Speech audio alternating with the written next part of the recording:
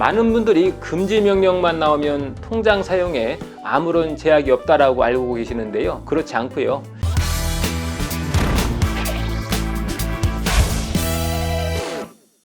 안녕하세요. 김신철 변호사입니다.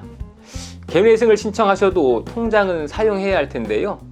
그러면 기존에 사용하던 통장을 그대로 사용해야 되는지 아니면 다른 은행에 새로운 통장을 개설해야 하는지 궁금해 하시는 분들이 많습니다. 그래서 오늘은 이 개인회생을 신청하는 시점에서 통장 사용 요령에 관해서 한번 알아보겠습니다.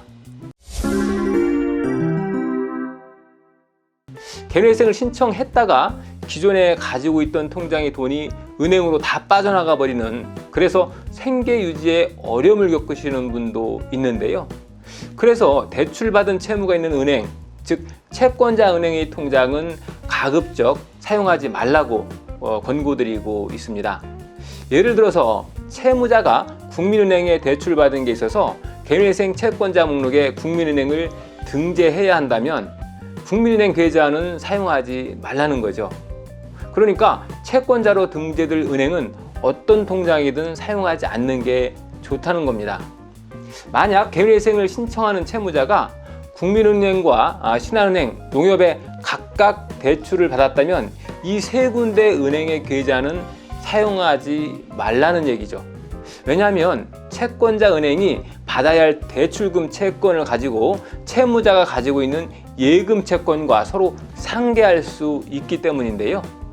쉽게 말하면 채무자의 월급이 통장에 들어오면 채권자가 자신의 대출 채권을 회수하기 위해서 이 채무자의 월급 예금을 까서 가지고 간다는 거죠. 그렇게 되면 채무자는 예금 채권을 돌려받을 수가 없게 되겠죠. 월급을 전부 뺏겨버리면 당장 생활비가 없어서 굉장히 쪼들릴 수밖에 없겠는데요. 그래서 개인회생 채권자 목록에 등재될 예정인 은행의 통장은 가급적 사용하시지 말라는 겁니다. 채무자가 개인회생을 신청하면 보통 은행에 가서 부채증명서를 발급받아야 되는데요. 은행에 가서 이 부채증명서를 발급받게 되면 해당 은행은 곧바로 눈치를 채고 해당 계좌를 다 출급 정지시킵니다. 그리고 상계 처리해버리는 거죠. 그래서 대출받은 은행의 계좌는 잔고를 다 비우고 월급이 새로 입금되지 않도록 해둔 다음에 개인회생을 신청하도록 권고하고 있습니다. 그래야 예금을 뺏기지 않을 수 있는 거죠. 근데 어떤 분들은 금지 명령이 발령되면 상관이 없지 않느냐라고 말씀하시는 분들이 있는데 그렇지 않습니다.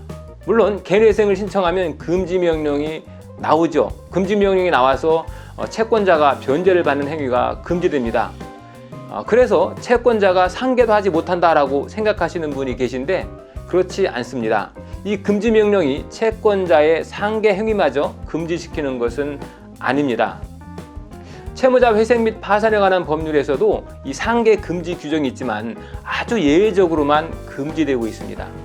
법률에서 규정하는 상계 금지 사유는 회생 채권자가 회생 개시 결정 후에 비로소 채무를 부담한 때 그때에 한해서는 상계를 할 수 없다라고 규정을 하고 있는데요. 쉽게 얘기해서 회생 개시 결정이 난 후에 회생 채무자가 비로소 그 은행에 맡긴 예금 이것은 상계 처리할 수 없다라는 규정인 거죠. 그래서 그 반대 해석을 해보면 회생 개시 결정 이전에 채무자가 이미 맡긴 예금은 언제든지 은행이 상계할 수 있다는 소리죠. 그런데 이 부분을 잘못 알고 금지 명령을 근거로 상계한 돈을 다시 내놓으라 라고 은행에 요구하는 분들이 있는데요. 은행이 순순히 돈을 돌려주지는 않겠죠. 그러니까 이 금지 명령만으로는 상계가 금지되는 것이 아니다 라는 것을 명심하시고 채권자 목록에 등재될 은행의 계좌는 사용하시지 않는 것이 좋겠습니다. 그리고 또 가끔 은행에 주택 청약 저축을 하고 있는 채무자가 그 은행으로부터 신용대출을 받는 경우가 있는데요. 이런 경우에 주택 청약 저축을 그대로 유지할 수 있는지 없는지 물으시는 분이 있는데요. 상계는 일반 예금 채권뿐만 아니라 청약 저축 예금도 상계할 수 있습니다. 이렇게 상계가 되면 청약 저축 예금도 찾을 수가 없는 거죠. 그러니까 이럴 때는 차라리 그 은행에 가입한 청약 저축을 해지하시고 다른 은행에 청약저축을 새롭게 가입하시는 것이 더 좋겠습니다. 많은 분들이 금지 명령만 나오면 통장 사용에 아무런 제약이 없다라고 알고 계시는데요. 그렇지 않고요. 채권자가 상기할 경우에 그 예금을 돌려받기 어렵다라고 하는 거죠. 그러니까 개회생을 신청하실 때는 채권자 목록에 등재되는 은행에 있던 예금은 신속히 정리하시는 것이 좋겠습니다. 김신철 변호사였습니다. 감사합니다.